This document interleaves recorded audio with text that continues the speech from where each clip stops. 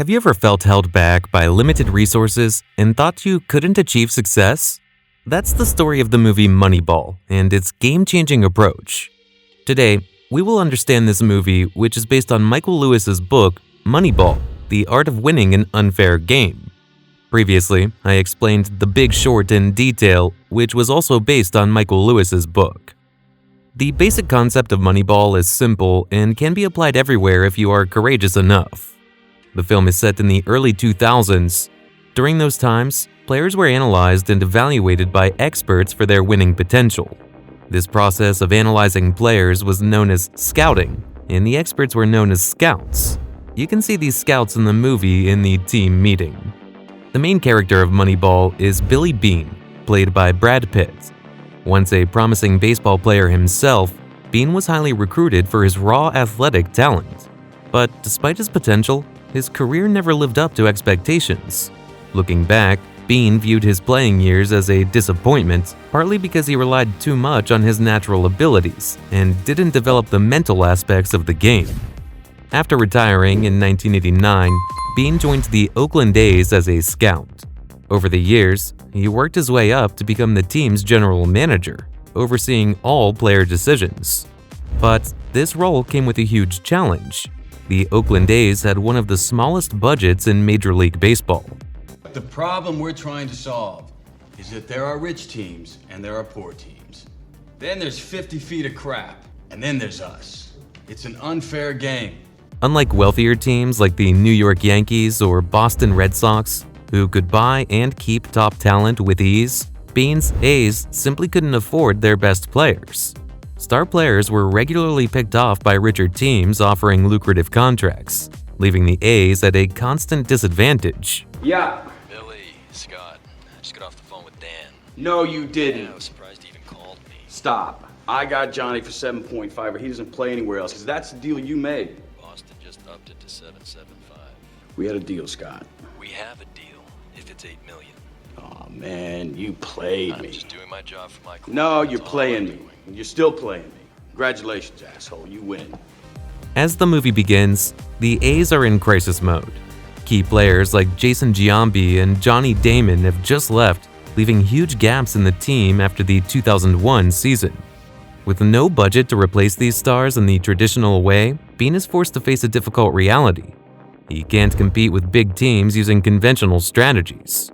If he wants his team to stay competitive, he'll have to get creative and find a new approach that breaks with baseball tradition. While in this dilemma, Billy meets Peter Brand, a young Yale graduate with a degree in economics, whose unique approach in assessing a player's value piques Billy's interest. Peter introduces Billy to sabermetrics, a statistical approach to player evaluation developed by baseball analyst Bill James. Now, before knowing about sabermetrics, you need to know how players were selected by traditional methods by scouts. Before the 2000s, Major League Baseball teams relied heavily on traditional scouting methods to select players. This approach was rooted in intuition and experience rather than rigorous data, and scouts were considered the gatekeepers of new players and held enormous influence over team decisions. These experts selected players based on a player's appearance, stance, and certain traits that looked like a star athlete. Scouts used various methods to evaluate players, often focusing on subjective measures. One of the main techniques was the eye test. Scouts would assess a player's physical build and style, paying close attention to height, weight, muscle tone, and overall athleticism. The assumption was simple: a well-built player would naturally excel in the sport. This eye test often led scouts to overlook players who didn't look like conventional athletes, but could still perform exceptionally well. They also closely analyzed batting and pitching mechanics. For hitters, scouts analyzed everything from stance to swing mechanics, looking for players who could hit home runs or had high batting averages. For pitchers, scouts focused on form, velocity, and control. The underlying belief was that players who excelled in these areas would translate their skills into game success. But these methods came with biases. Scouts had their own ideas of what a star should look like, which often meant favoring players who appeared powerful or fast. This approach sometimes resulted in good players being overlooked simply because they didn't fit the mold. You see this bias in the team meetings in Moneyball, where scouts make comments about a player's appearance or even his confidence level based on how beautiful the player's girlfriend is. I like Geronimo. Yes. Guy's an athlete, player. big, fast, talented. Five tools guy, good-looking ball player. Can he hit? Yeah, he's got a beautiful swing, right, Barry? The ball explodes off his bat. He throws the club head at the ball, and when he connects, he drives it. It pops off the bat. You can hear it all over the ballpark. I like Perez. Got an ugly girlfriend. What's that mean? Ugly girlfriend means no confidence. Okay. Yeah, he passes the eye candy test.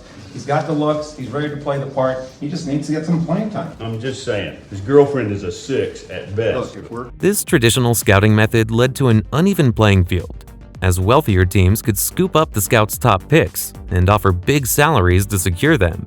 Teams with smaller budgets, like Billy Beane's Oakland A's, were left struggling to compete as they couldn't afford the high-value players scouts often recommended. This approach made it harder for smaller teams to keep up with the big leagues.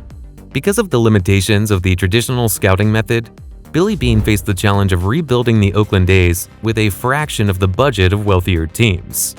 In his search for a new strategy, he encounters Peter Brand. Peter introduces Billy to sabermetrics. Sabermetrics provided a more rigorous framework for understanding the nuances of player contributions to winning games. This innovative approach emphasizes data-driven decision-making over gut feelings. Sabermetrics focused on advanced metrics like on-base percentage, which measures how often a player gets on base, including walks and hit-by pitches. Getting on base is crucial because it increases the team's chance of scoring runs. You can see that in the movie, the main focus of Billy and Peter is on this one thing, and they preferred players who could reach the base maximum amount of time. Well, his on-base percentage is all we're looking at now. And Jeremy gets on base an awful lot for a guy who only costs $285,000. Why do you like him?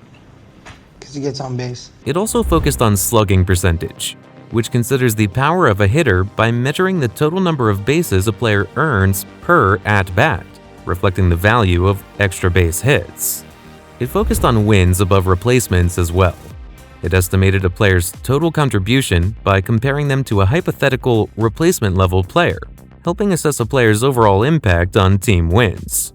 By using sabermetrics, Billy could make more data-driven decisions, discovering undervalued players who contribute strongly in less visible ways. Billy decides to ignore traditional practices and build his team according to sabermetric principles. The seasoned scouts and many others resist Billy's plan. They thought Billy's reliance on sabermetrics was an insult to their experience and baseball's traditions. They were skeptical of this new data-driven method, but regardless, Billy pushes forward, acquiring undervalued players like Scott Hatberg, David Justice, and Chad Bradford.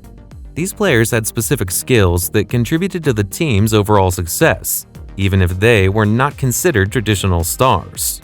Scott Hatberg, for example, was deemed inadequate by most teams due to an injury that limited his throwing ability, but his strong on-base percentage made him invaluable to Billy's strategy.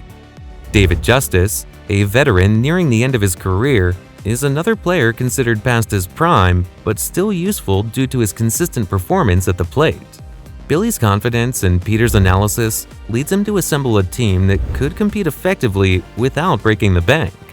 The new unconventional team didn't yield immediate results, and the team struggled at the beginning of the 2002 season.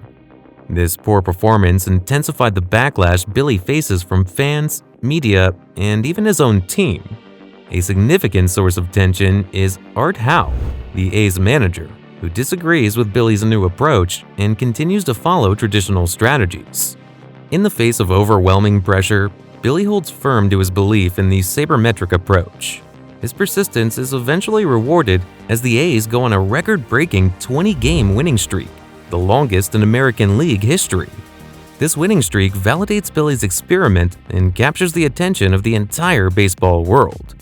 The A's success, achieved with one of the league's lowest payrolls, shows the power of data-driven decision-making and changes the belief that only big-budget teams can consistently succeed. Despite their success in the regular season, the A's ultimately lose in the playoffs. However, the A's journey had a lasting impact on the baseball world. The sabermetrics model used by Billy and Peter is eventually adopted by other teams, including the Boston Red Sox, who used a similar approach to win the World Series in 2004. The method gained significant attraction across various sports such as the NFL and NBA, fundamentally changing how teams evaluate players and make strategic decisions. This method still continues to evolve as teams increasingly rely on data to gain competitive advantages. The movie emphasizes that though the A's didn't achieve ultimate victory, their approach reshaped sports and proved that innovation could level the playing field. Moneyball teaches us that you don't need millions to win big. You just need a new way of thinking. Billy Beane's approach in baseball is the same mindset that disrupts industries and helps people thrive financially, no matter their starting point. Imagine applying the same strategy to your investments, career, or even personal goals, focusing on undervalued opportunities that others overlook. In the next video, we'll dive into exactly how people use these kinds of strategies in finance to get an edge over others. Curious about how you can leverage this in your own life? Make sure to subscribe to learn more about money and future-proofing your finances.